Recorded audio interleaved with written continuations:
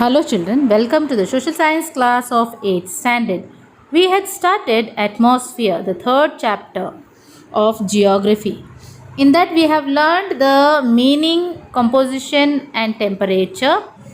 And then the second part we had learned about the atmospheric pressure. And today we shall learn another elements of weather, that is wind and humidity. Wind, the air which moves continuously is called as wind. This moves horizontally or vertically. Horizontal movement of the air is called as wind. So it moves from the high pressure belt to the low pressure. So this blows horizontally to the ground. So this wind which blows has a pressure, and the wind speed is measured with an instrument called anemometer. So you are seeing the picture of the instrument which measures the speed of the wind.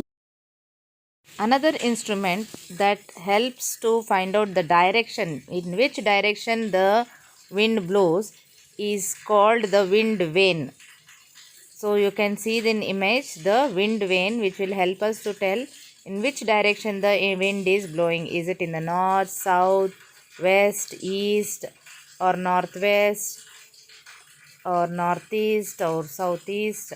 So it will tell about the direction of wind. Now let us understand about the types of winds. There are 4 types of winds. They are planetary winds, seasonal winds, local winds and cyclone and anticyclone winds. So now let us understand about the first type of wind, that is the planetary winds. The planetary winds are also known as prevailing wind, permanent wind, regular wind, which blow more or less in the same direction throughout the year. Planetary winds play a major role in climatic change, desert formation, guide navigation routes, etc.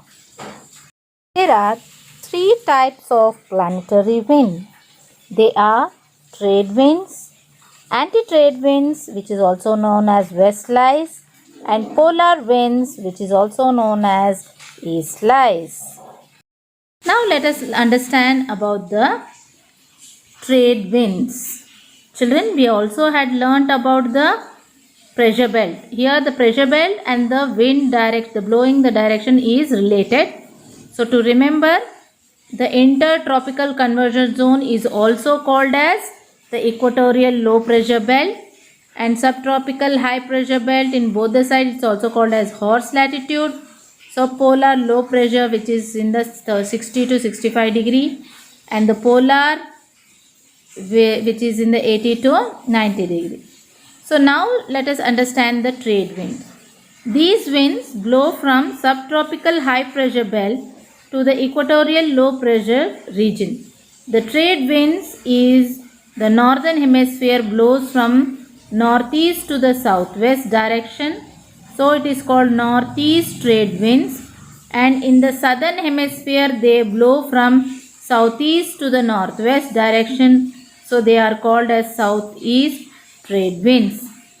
Westerlies or the anti-trade winds. These winds blow from subtropical high pressure belts to subpolar low pressure belts.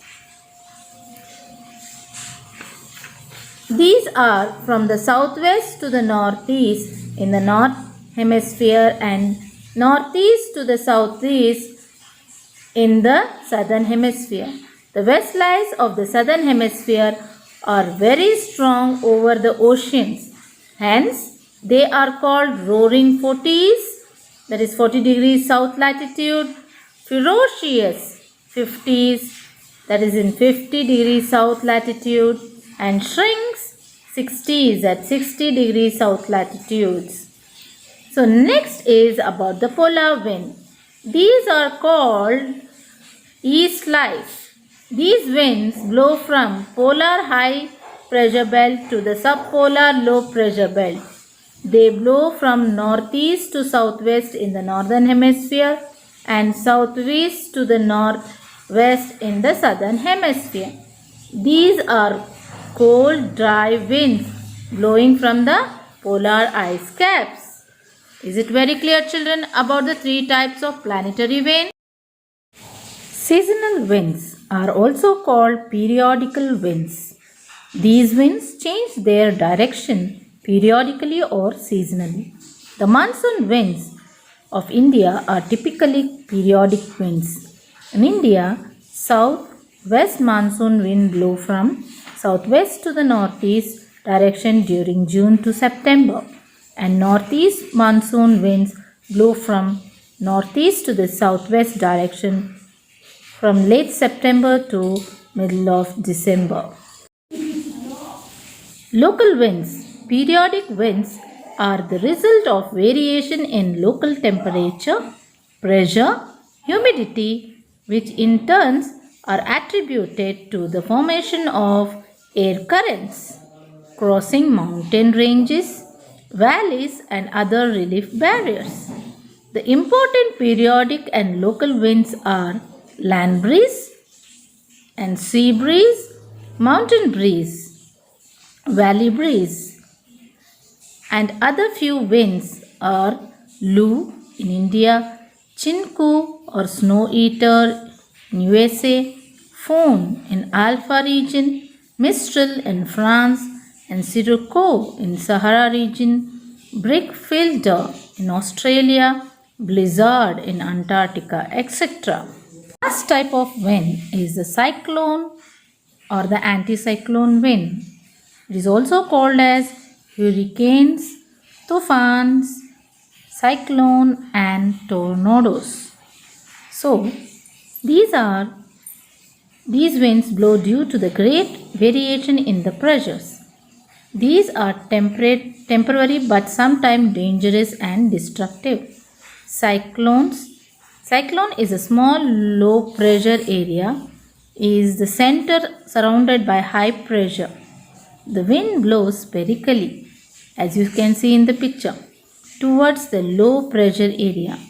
In the northern hemisphere, the direction of cyclonic winds are in anti-clockwise or the counterclockwise, and in the southern hemisphere, it is the clockwise. Cyclones are two types, tropical cyclones. These are found in the tropical region. They are very powerful and disaster. Disaster means very dangerous. Temperate cyclones. These are found in temperate region. They are contemporary, less strong and less dangerous. Cyclones are called by different names in different regions. Japan and China they call tufan, USA and Mexico hurricane, and Australia Willy Wales, India cyclone, Russia whirlpool. In the last few years, Indian coast has experienced few disaster cyclones. Some of them are Bula, Nargis, Nisha, Alia, Laila, Bijli, Jal, etc. The next element is the humidity. Humidity means the water vapor present in the air or the moisture present in the air is called as humidity. So, you already know that the water vapor is there in the atmosphere. If there is more water vapor, that is called humid, and if the air is dry, then it is called as a dry weather. Is it very clear? So, the humidity means the water vapor or the moisture present in the air. The instrument used to measure the humidity is hygrometer or the psychrometer. Types of humidity expressed in different ways.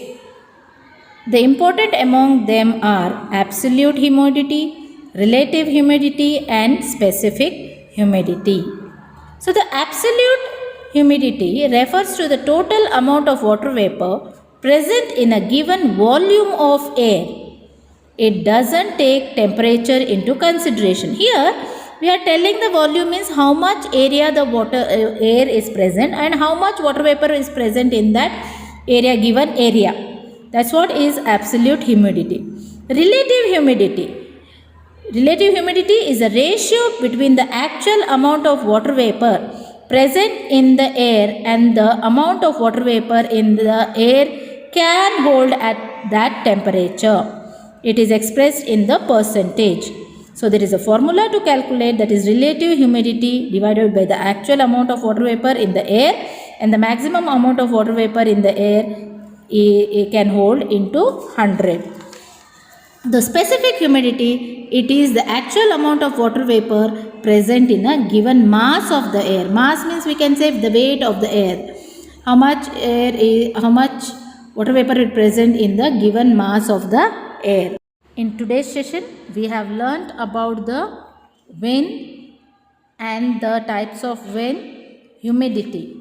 In the next session, we will learn about clouds and the rainfall.